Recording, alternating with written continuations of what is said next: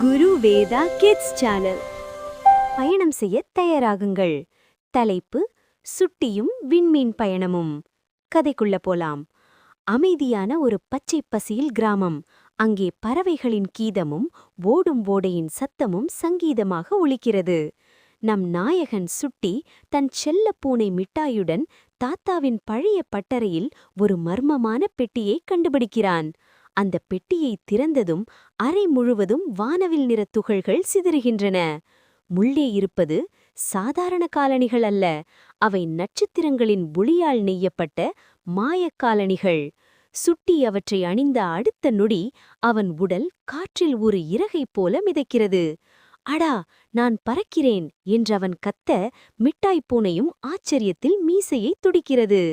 ஆனால் அதே சமயம் அந்த மாய ஒளியை உணர்ந்து இருண்ட மேகங்களுக்குப் பின்னால் இருக்கும் நிழல் மன்னன் விழித்துக் கொள்கிறான். அவன் இந்த உலகத்தின் அழகிய வண்ணங்களைத் திருடி எல்லாவற்றையும் சாம்பல் நிறமாக மாற்ற நினைக்கிறான். திடீரென வானம் கருமையாகிறது. மிட்டாய் பூனையை நிழல் மனிதனின் ஏவலாட்கள் கடத்திச் செல்கிறார்கள். சுட்டி கலங்கிப் போகிறான். ஆனால் அவனது நண்பன் கீச் என்ற குறும்பு அணில் அவனுக்கு தைரியம் சொல்கிறது. இருவரும் மேகங்கள், நட்சத்திரங்கள் மற்றும் வினோதமான சாக்லேட் மலைகளைக் கடந்து பயணிக்கிறார்கள். வழியில் அவர்கள் பல சவால்களை சந்திக்கிறார்கள். பேசும் மரங்கள் காட்டும் வழியில் செல்வது, பனிக்கட்டி ஏரியில் சறுக்குவது என பயணம் நீள்கிறது. இறுதியாக நிழல் கோட்டையை அடையும்போது சுட்டி தன் காலணிகளின் உண்மையான சக்தியை உணர்கிறான்.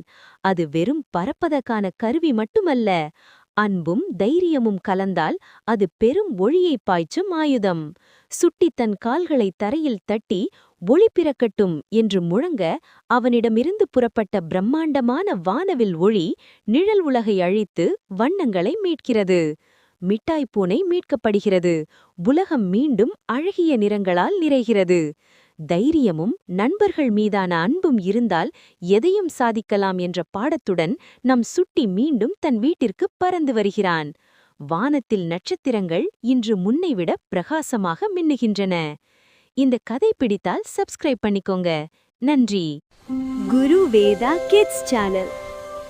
ஹலோ குட்டீஸ். தலைப்பு: சுட்டியும் மாய உடைகளும். வாங்க கதைக்குள்ள போலாம். அன்று ஞாயிற்றுக்கிழமை விடியற்காலை.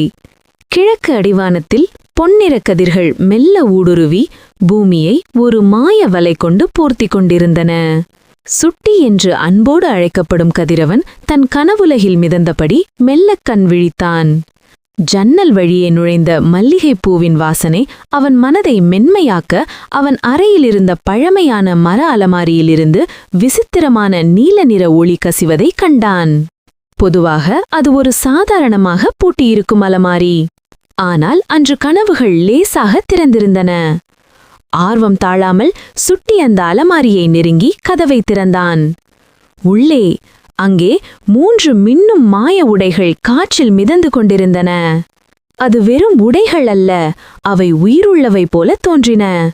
ஒன்று மேகங்களைப் போன்ற மென்மையான வெண்மையான ஆடை, அதில் வானவில்லின் நிறங்கள் மெல்ல ஆடின. அடுத்தது காட்டின் பசுமையை தன்னுள் கொண்ட பளபளப்பான இலையாடை, அதில் சிறு புழு பூச்சிகளின் ஓவியங்கள் ஒளிர்ந்தன. இறுதியாக ஆழமான கடல் அலையின் நீளத்தை ஒட்ட நீராடை, அதில் வண்ண மீன்கள் நீந்தும் காட்சிகள் துல்லியமாக தெரிந்தன. அப்போது ஒரு மெல்லிய குரல் ஒலித்தது: சுட்டி, இவற்றை அணிந்து இந்த உலகை கண்டுபிடி என்று. அலமாரியின் உள்ளே இருந்த ஒரு சிறிய பிரகாசமான வண்ணத்துப் பூச்சி தன் மெல்லிய சிறகுகளை அசைத்துக் கொண்டிருந்தது. அதுதான் மந்திர வண்ணத்துப் பூச்சி மினி. அதுதான் இந்த மாய உடைகளின் பாதுகாவலி. மினி சுட்டியிடம் ஒவ்வொரு உடைக்கும் ஒரு மந்திர சக்தி உண்டு, அவற்றை அணிந்து நல்லதை செய் என்று கூறிவிட்டு சுட்டியின் தோளில் அமர்ந்தது. சுட்டி முதலில் அந்த மேக ஆடையை தேர்ந்தெடுத்தான். அதை அணிந்த அடுத்த நொடியே அவன் உடல் ஒரு பஞ்சு பொம்மை போல இலகுவானது. மினியின் உற்சாக குரலுடன் அவன் ஜன்னல் வழியே வானத்தில் மிதக்கத் தொடங்கினான். கீழே பனித்துளி படர்ந்த புல்வெளிகள் வைரம் போல மின்ன, அதிகாலை பொழுதில் சோம்பல் முறித்து எழும் பறவைகள் அவனுக்கு குட் மார்னிங் சொல்வது போல தோன்றியது. அவன் ஒரு பெரிய வானவில்லின் மேல் சறுக்கி மேகங்களுக்குள் ஒளிந்து விளையாடினான். அப்போது வானத்தில் தனியாக பறந்து கொண்டிருந்த ஒரு சிறிய குட்டி குருவி தன் கூட்டத்தை தேடி அலைந்து கொண்டிருந்தது. சுட்டி மேக ஆடையின் உதவியால் அந்த குட்டி குருவியை தூக்கி அதன் அம்மாவிடம் பத்திரமாக சேர்த்தான். நன்றி நண்பனே என்று குருவி சினுங்கியது. அடுத்து சுட்டி ஒரு பெரிய ஆலமரத்தின் அடியில் இறங்கினான். அங்கே பச்சை இலையாடையை அணிந்தான். மினி, இப்போது நீ இயற்கையுடன் பேசலாம் என்றது. திடீரென மரங்களின் ரகசிய பேச்சுகள் அவன் காதுகளில் இசையாய் ஒலிக்கத் தொடங்கின. என்னை குடைந்து கொண்டிருக்கிறது என்று ஒரு மாமரம் கவலையோடு கூறியது. பார்த்தால் ஒரு சிறிய பூச்சி அதன் பட்டையை அரித்துக் கொண்டிருந்தது. சுட்டி மினியின் வழிகாட்டுதலோடு அந்த பூச்சியை மெதுவாக அங்கிருந்து அகற்றி மரத்திற்கு உதவி செய்தான். அப்போது ஒரு சிறிய கருகிய செடி எனக்கு தாகமாக இருக்கிறது, நான் வாடிப்போகிறேனே என்று முணுமுணுத்தது. சுட்டி தன் சிறிய கைகளால் அருகில் இருந்த குடத்திலிருந்து நீர் எடுத்து அந்த செடிக்கு ஊற்றினான். செடி உடனே புத்துயிர் பெற்று தனது இலைகளை விரித்து சிரித்தது. அருகிலிருந்த குட்டி அணில் ஒன்று சுட்டியின் இந்த செயல்களை பார்த்துவிட்டு அவனுக்கு ஒரு பழுத்த மாங்கனத்தை பரிசாக அளித்தது. இறுதியாக சுட்டி தோட்டத்தில் இருந்த குட்டி குளத்திற்கு வந்தான். அங்கே அவன் நீல நீராடையை அணிந்து தண்ணீருக்குள் மூழ்கினான். மினி, இப்போது நீ நீருக்குடி மூச்சு விடலாம் என்று கூறினது. அங்கே வண்ணமயமான மீன்கள், ஆமைக்குட்டிகள் மற்றும் ஒரு பெரிய மீன் தாத்தா மோட்டு ஆகியோர் அவனுக்காக காத்திருந்தன. மூட்டு மீன், அன்புள்ள சுட்டி, நாங்கள் சமீப காலமாக மாசுபட்டு வருகிறோம், சில குப்பைகள் எங்களை கஷ்டப்படுத்துகின்றன என்று சோகமாக கூறியது. சுட்டி உடனே உற்சாகத்துடன் தனது சிறிய கைகளால் குளத்தில் இருந்த பிளாஸ்டிக் குப்பைகளையும் வேறு சில தேவையற்ற பொருட்களையும் கவனமாக வெளியே எடுத்து ஒரு கூடையில் போட்டான்.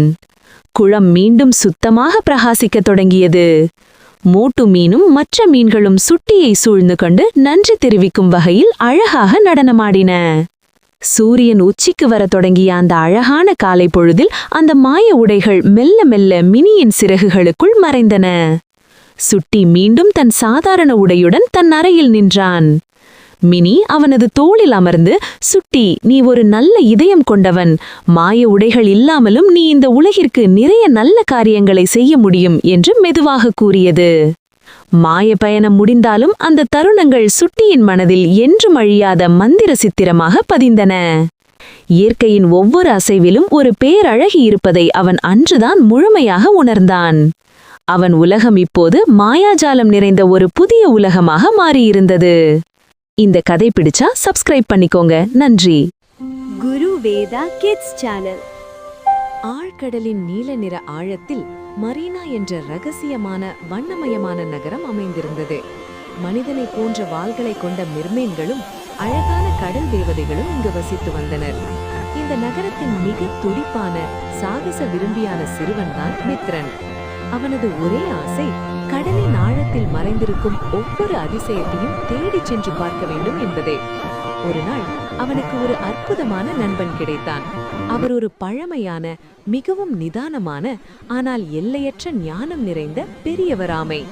இந்த ஆமை சாதாரணமானதல்ல, கடலின் மிக ஆழமான ரகசியங்களை அறிந்த ஒரு மாயாஜால ஆமை அது.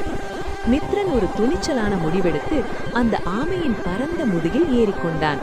இருவரும் சேர்ந்து கடலின் விசித்திரமான அழகான இடங்களை நோக்கி தங்கள் பயணத்தை தொடங்கினர். அவர்களின் சாகச பயணத்தில் பல விசித்திரமான நண்பர்களை சந்தித்தனர். எப்போதும் கோபமாக தோன்றும் ஒரு மஞ்சள் நிற மீன், அதன் பெயர் கோபக்கார மீன். ஆனால் அது உண்மையில் ஒரு சிறந்த வழிகாட்டி. அடுத்து தன் சிறிய கால்களால் மணலில் தாளம் போட்டு அனைவரையும் உற்சாகப்படுத்தும் ஒரு நடனமாடும் நண்டு. பிறகு மித்ரனின் பயணத்தை பற்றிய ஒவ்வொரு செய்தியையும் கடல் முழுவதும் பரப்பும் ஒரு சிங்கார கடல் குதிரை. அது ஒரு தபால்காரனை போல செயல்பட்டது. அவர்களின் பயணம் இனிமையாக சென்று கொண்டிருந்த போது எதிர்பாராத ஒரு ஆபத்து அவர்களை சூழ்ந்தது. ஒரு இருண்ட குகைக்குள் நுழையும் போது திடீரென ஒரு பெரிய ஆக்டபஸ் வெளிவந்து அவர்களை தடுத்தது. ஆனால் மித்ரன் சிறிதும் பயப்படவில்லை. தன் ஆமை நண்பனின் உறுதுணையுடன் தன் கையில் வைத்திருந்த ஒரு சிறிய ஒளிவிளக்கை உயர்த்தி அந்த இருண்ட குகையையே வெளிச்சமாக்கினான். மித்ரனின் இந்த தைரியத்தையும் புத்திசாலித்தனத்தையும் கண்டு அந்த ஆக்டபஸ் வியந்து போனது. அவர்களின் அறிவை பாராட்டி ஆக்டபஸ் ஒரு அபூர்வமான பரிசை அளித்தது. அது ஒரு ஊதா நிற ஜெல்லி மீன். இந்த ஜெல்லி மீன் வானவேடிக்கை போல வண்ணமயமான ஒளியை உமிழும் சக்தி கொண்டது. மித்ரன் தன் நண்பர்களுடன் சேர்ந்து சாகசத்தை வெற்றிகரமாக முடித்துக்கொண்டு மரீனா நகரத்திற்கு திரும்பிய போது ஊரே விழாக்கோலம் பூண்டிருந்தது. மக்கள் அனைவரும் தங்கள் வீரனை வரவேற்க கூடினர். இரவு நேரத்தில் அந்த ஊதா நிற ஜெல்லி மீன் வானத்தில் பட்டாசுகளை வெடிப்பது போல ஒளிர்ந்தது.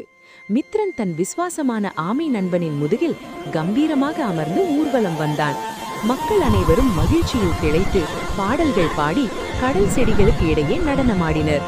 தன்னம்பிக்கையும் உண்மையான நண்பர்களின் துணையும் இருந்தால் கடலின் மிக இருண்ட ஆழத்தில் கூட அழகிய ஒளியை உருவாக்க முடியும் என்பதை மித்ரன் அந்த கடலடி உலகிற்கு உரக்கச் சொன்னான்.